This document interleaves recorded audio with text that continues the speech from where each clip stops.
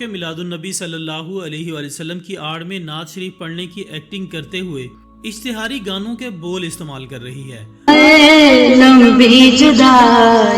افسوس کے ساتھ یہ کہنا پڑ رہا ہے کہ یہ چلن اب عام ہوتا جا رہا ہے۔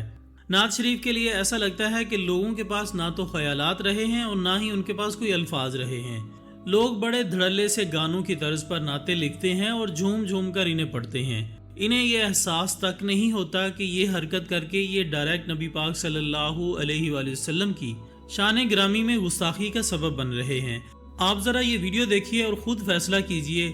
میں ڈیری ملکا ونڈا میرا مدنی سونا آ گیا، میں ڈیری ملکا۔ اس لڑکی سے پوچھے کہ بہن تمہارے پاس آخر نعت رسول صلی اللہ علیہ وآلہ وسلم کے لیے الفاظ کی ایسی کیا قلت ہو گئی تھی جو تم نے ایک کمپنی کی اشتہاری مہم کو ہی اپنی نعت میں شامل کر لیا؟ ایسا لگتا ہے کہ یہ نعت کم اور ڈیری ملک کی ایڈورٹائزمنٹ زیادہ ہے۔ افسوس کے ساتھ کہنا پڑتا ہے کہ عشق رسول کے دعوے دار آج کے ان مسلمانوں کے پاس نعتیہ الفاظ کی کچھ ایسی کمی ہو گئی ہے کہ یہ لوگ ہر طرح کے اول فول جملوں اور گانوں کو بڑی بے باکی اور بغیر خوف خدا کے نعت رسول مقبول صلی اللہ علیہ وآلہ وسلم کے لیے استعمال کر لیتے ہیں، اور کوئی ان کو پوچھنے والا نہیں۔ الٹا